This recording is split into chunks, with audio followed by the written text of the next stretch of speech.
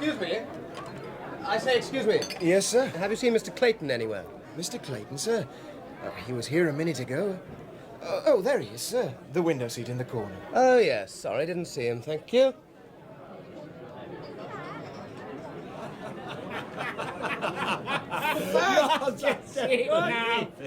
And so, there I was, standing with my golf club ready. Ah, Sanderson. There you are, at last. Hello, Clayton. Hello, old boy. Hello, Evans. Wish. Hello, Sanderson. I'm terribly sorry being so late. Thought you weren't coming. No, I really am truly sorry. Had trouble with the car. Not an accident, I hope. No, nothing like that. Just a mechanical fault. Serious? Nothing I couldn't sort out myself, fortunately, but it held me up for over an hour. How I admire people with practical minds. See? Well, you look none the worse for wear, anyway. Well, I'd been up to my room to clean up and change. Where have you put your clubs then? Left them in the car. Thought I'd pick them up as we go out. Ah. I didn't know whether you might be out on the course already. What, start without you, Sanderson? What kind of chaps do you think we are?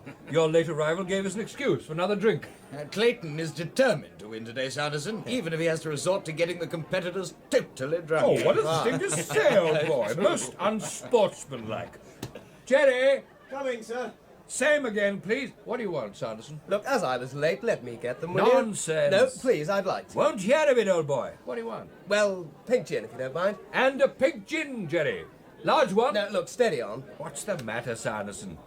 With one of those inside you, you'd be able to hole in one. Mark my words. Who was the last club member to hole in one? Don't tell me you've forgotten, Wish.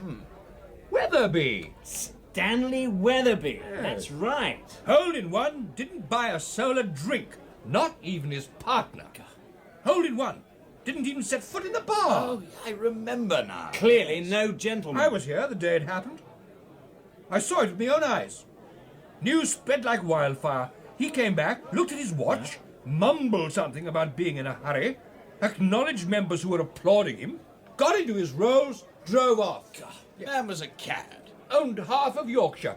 Half of Yorkshire, Clayton. All right, Sanderson, a third. Well, certainly several villages around the Millers. Of course, he didn't remain a member for long. Should hope not. It was put to him, tactfully, of course, that it simply wasn't done. Not in golfing circles or any other circles frequented by a gentleman. Why? As he wasn't considered a gentleman, he was told to leave forthwith. I was on the management committee at the time. He cried. Oh, come on, Clayton. I tell you, he cried, Sanderson. Well, very nearly. Eyes were moist. Our Here we drinks. are, gentlemen. Thank you, Jerry. Thank you, sir. On my tab. No, it's my turn, really. Actually, I I thought think I it's was my going to buy right. this round. For heaven's sake, will you stop arguing like a lot of old women? This is my treat. Thank you, Jerry. Sir? Cheers, then. Cheers. Cheers, Clayton. Cheers, old Thank man. you. Now, listen to me. I feel lucky today. I'll put a fiver in the kitty for anyone who gets 3 under par. Now, how about it? 3 under par. Oh, come on, Wish, old man. You can play jolly well when you put your mind to it. Well... And money has a way of concentrating the mind. I'm game. Thought you might be, Evans. What about you, Sanderson? All right.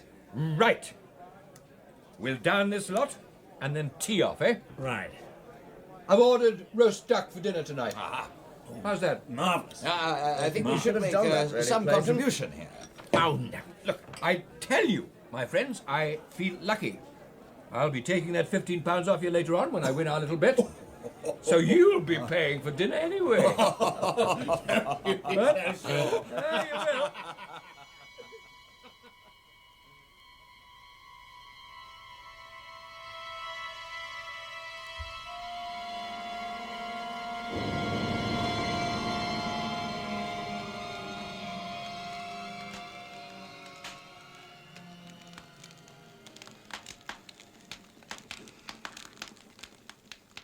Well, Clayton, you were true to your word. We ended up paying for the meal. Well, I knew you would. I just feel lucky, that's all. More brandy, anyone? Not for me, thank you. No, thank you. Just a little, please, Clayton, yes. We can finish this decanter together, eh, Wish, old chap? Oh, I don't know about that. I can't move as it is. You don't have to move to enjoy brandy, old boy. Just lie there, soak it up. like a Christmas pudding. There. Thank you. Poke the fire, someone. Getting low. I'll do it. Thank you, Wish, old boy. Yeah, that's better. You know, I stayed here last night. No? Neither did I. I was absolutely alone in the place. Oh, not absolutely alone, surely. What about the domestics? Oh, well, of course the domestics were here, Wish, but they sleep in the other wing. Well, Yes? You were going to say? no, nothing. Yes, you were, Clayton. Something happened last night. Well, I caught a ghost, actually. Caught a ghost, did you? Yes. And where is it? Caught a ghost. You must tell us about it. You don't seem in the least bit surprised, Evans. I suppose your 4 weeks in the great spaces of America have made you impervious to such pronouncements. Not at all, old boy. I'm interested to see whether your story matches the size of some of those the Americans have a habit of telling at the drop of a hat. Yeah, or an oil well, eh? I see. Wish, old chap. Yes, Clayton? Close the door, will you? Huh? I know no one deliberately eavesdrops in the club, but I wouldn't want to upset our very excellent service with any rumours of ghosts. Come on, And this ghost, well, it wasn't a normal ghost. Don't think it'll come back again, ever. Are you serious? Close the door, Wish. There's a good fellow. Right. You mean to say you didn't keep it? Are you actually taking him seriously, Sanderson? The truth is, I hadn't the heart to. You hadn't the heart to do what? Keep it. You are serious? Yes. A ghost? Yes. Come on, Clayton. You've drunk too much brandy. The fact is, it really was a ghost. I'm sure of it. As sure as I'm talking to you now. I'm not joking. I mean what I say. Well, I think I will have a little more brandy, if you don't mind, please, Wish. Oh, yes, of course, Evans. It's the strangest thing that's ever happened to me in my life. You know, I never believed in ghosts or anything of the sort before, ever. And then I bag one in the corner. You talked to it? Yes, for the space of an hour or more, I suppose. chatty. Poor devil was in trouble. Sobbing, was he?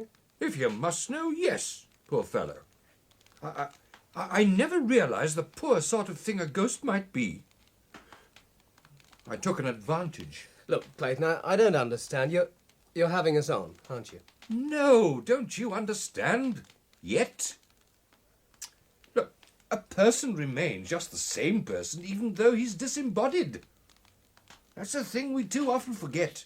People with a certain strength and fixity of purpose, most haunting ghosts, you know, must be as single-minded, as monomaniacs and as opposite as mules to come back again and again. This poor creature wasn't like that. Good God. I say it in all kindness, but that is the plain truth of the case. Even at the first glance, he struck me as being weak. Well, I don't know. You don't know what, Evans? I don't know what to say. Well, don't say anything, my friend. Just listen. I came upon him in the long passage. His back was towards me, and I saw him first. Right off, I knew him for a ghost. He was transparent and whitish. Clean through his chest I could see the glimmer of the little window at the end. And not only his physique, but his attitude struck me as being weak. He looked as though he didn't know what to do. Well, what sort of physique? Lean.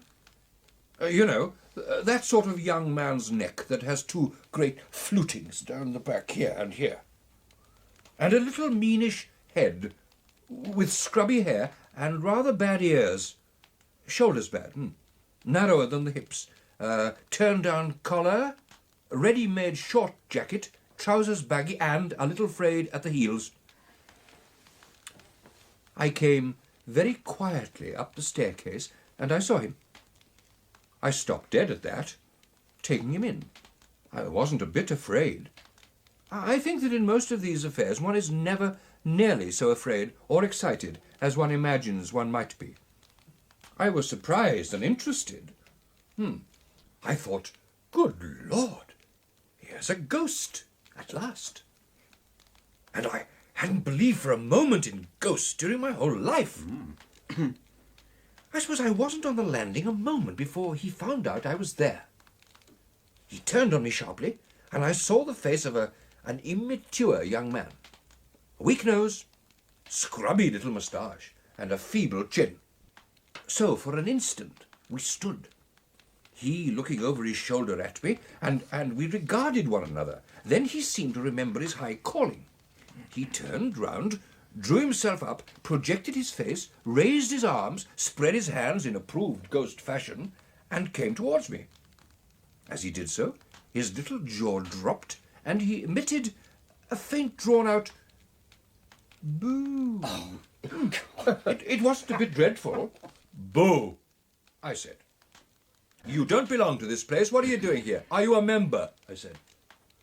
And just to show him I didn't care a pin for him, I stepped through a corner of him and made to light my candle. What are you doing here? I said. He dropped his hands and stopped his booing, and there he stood, abashed and awkward, the ghost of a weak, silly, aimless young man. I'm haunting, he said. You haven't any business to, I said. I'm a ghost, he said. Well, that may be, but you haven't any business to haunt here. This is a respectable private club. If I were you, I wouldn't wait for cockcrow. I'd vanish right away. Well, he looked embarrassed. The fact is, sir, I can't, he said. You can't, I said. No, sir, there's something I've forgotten. I've been hanging about here since midnight last night, hiding in the cupboards of empty bedrooms and things like that. I'm flurried. I've never come haunting before, and it seems to put me out. Come on, Clayton, you can't be serious. Leave him, Evans. Let him continue. Yes, let's hear the end of it, at least. Put you out, I said. Yes, sir. I've tried to do it several times, and it doesn't come off. Some little thing has slipped me, and I can't get back. Well, that rather bowled me over. He looked at me in such an abject way that for the life of me I couldn't keep up quite the high hectoring vein that I'd adopted. Oh, that's queer, then, I said. And as I spoke, I fancied I heard someone moving about down below. Come into my room and tell me about it, I said. So we did.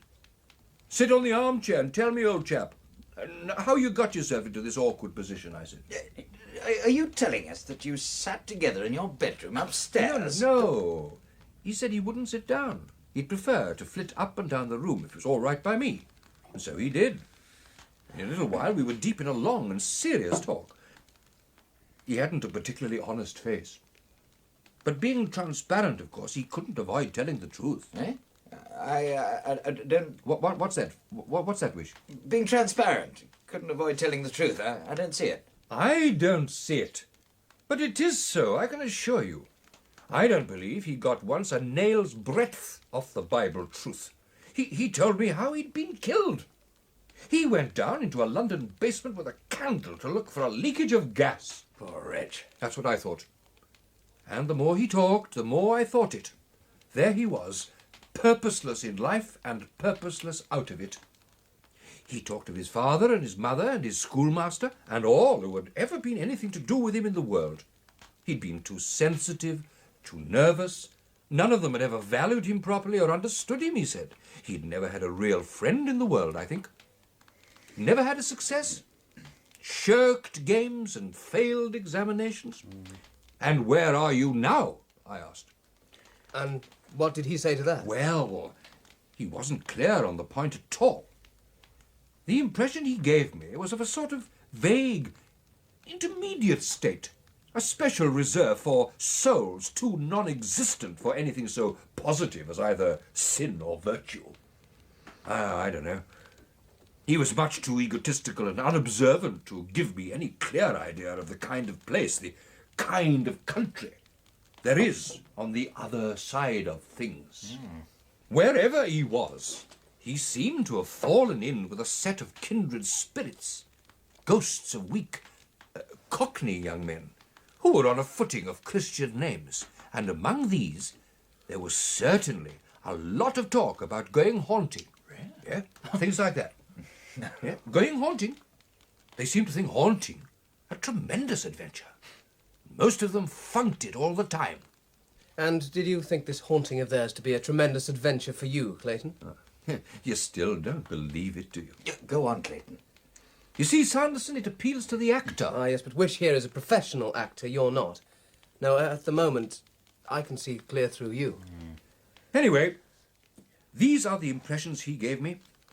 Oh, I may, of course, have been in a rather uncritical state, but that was the sort of background he gave to himself. He kept flitting up and down with his thin voice going, talking about his wretched self, and never a word of clear, firm statement from first to last. He was thinner and sillier and more pointless than if he'd been real and alive. Only then, you know, he wouldn't have been in my bedroom here. If he had been alive, I should have kicked him out. Of course, there are poor mortals like that. Yeah, and there's just as much chance of their having ghosts as the rest of us, I suppose. What gave a sort of point to him, you know, was the fact that he did seem within limits to have found himself out. The mess he'd made of haunting had depressed him terribly. He'd been told it would be a lark. He'd come expecting it to be a lark. And here it was, nothing but another failure added to his record. He paused and stood regarding me. He remarked that, strange as it may seem to me, nobody had given him the amount of sympathy I was giving him now. Don't you brood on these things too much, I said. The thing you've got to do is to get out of this. Get out of this sharp. You pull yourself together and try. I can't, he said. You try, I said. And try he did. Try? How? A gleam of interest from Sanderson here at last. Well, well, well. Passes. Passes? What do you mean, passes? A complicated series of gestures and passes with the hands.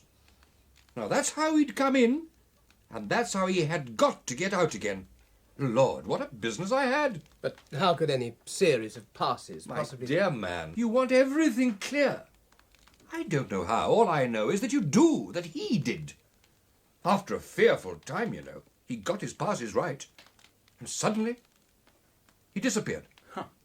And did you observe these passes, these gestures? Yes. It was very strange. I can't, he said. And suddenly he sat down on a little chair at the foot of the bed and began to sob. Lord, what a harrowing, whimpering thing he seemed. You pull yourself together, I said. Tried to pat him on the back, and my confounded hand went through him. By that time, you know, I wasn't nearly so massive as I'd been on the landing. I got the full strangeness of it all. I remember snatching my hand back out of him, as it were, with a little thrill, and walking over to the dressing table. You pull yourself together, I said to him, and try. And in order to encourage him and help him, I began to try as well. What, the passes? Yes, the passes. I tried them as well. But wasn't that rather... No, this is interesting. Oh, it's interesting now, is it, Sanderson? You mean to say that this ghost of yours gave away... Did his level best to give away the whole confounded barrier? Yes. Yes. Yeah, he didn't, though. He couldn't. Or he would have gone there, too. And that's precisely it. That is precisely it. But at last he did it. At last he did it, yes. I had to keep him up to it hard, but he did it at last, rather suddenly. He despaired. We had a scene, then he got up abruptly and asked me to go through the whole performance slowly, so that he might see. I believe, he said, if I could see, I should spot what was wrong at once. And he did. I know, he said.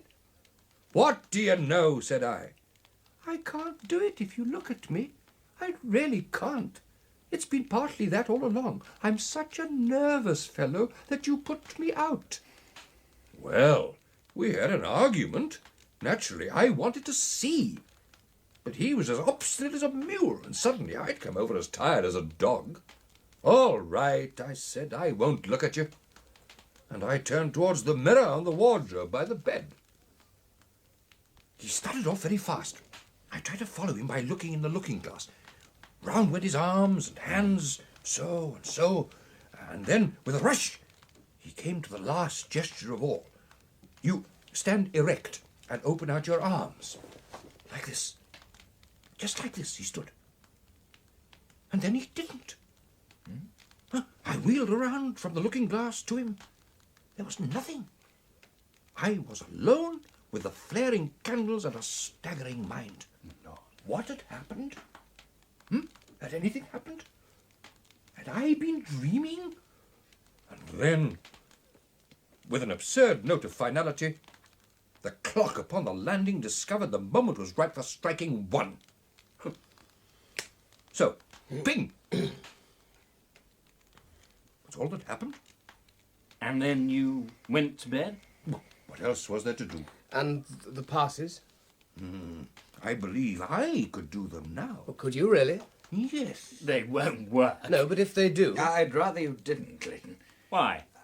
I'd rather he didn't, that's all. But he hasn't got them right. All the same, I'd just rather he didn't. You don't, in all honesty, True believe or that not, if to you- go through those gestures and passes would, well, it would be mocking a serious matter. Yes, yes, but you just can't believe Why it. shouldn't I believe what he told us? None of us knows what happens after... Well, it's possible, that's all. Clayton, you're too good a liar for us. Most of it was all right, but that disappearance... Tell us, it's a tale of cock and bull, isn't it? You watch me, Sanderson. Just you watch me. What are you doing? He's going through the passes. Well, I don't think... Look, Clayton, it was a good tale, but I really don't think you... There! That's very good, Clayton. But as a Freemason and a member of the Lodge of the Four Kings, I know many of these gestures, and there's one little detail left out. I know. I believe I could tell you which. Well? This one. Right? Yes? That, you know, was what he couldn't get right. How do you... Look, most of this business, and particularly how you invented it, I don't understand at all, but just that phase I do. Now, these happen to be a series of gestures connected with a certain branch of esoteric masonry, known only to a few, including myself. And I do not see I can do any harm in telling you just the proper twist of the hands. After all, if you know, you know, and if you don't, you don't. I know nothing, except what the poor devil let out last night. Then watch me. Now, the part you got wrong should go like this. There. You see? Now I can do the whole thing right. Can I not? If you want to, yes. I imagine you can. I wouldn't begin, Clayton, if I were you. It's all right. Matter is indestructible. You don't think any jiggery-pokery of this sort is going to snatch Clayton into the world of shades? Not it. You may try, Clayton, as far as I'm concerned, until your arms drop off at the shoulders. I don't believe that, Clayton. You've made me half believe in that story somehow, and I don't want to see the thing done. My goodness, are you afraid, Wish? I believe that if he goes through these motions right, he'll go. No, he'll not do anything of the sort, because, as we all know, there's only one way out of this world, and Clayton is 30 years from that. Clayton, you're a fool. A damn fool. I decline to argue further. Let the thing be tried. Here goes.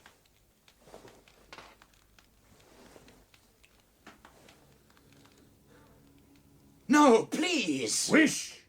Please, leave me alone. But supposing... Oh, for God's sake, Wish, shut up. It's up to him. Be quiet, both of you. Don't you see? Are you all so stupid?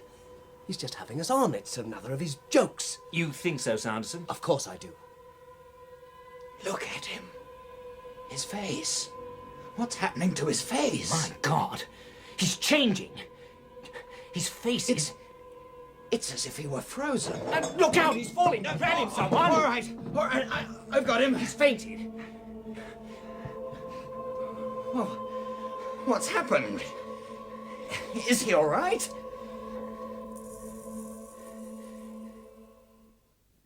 It wasn't a joke, was it? No. He's dead.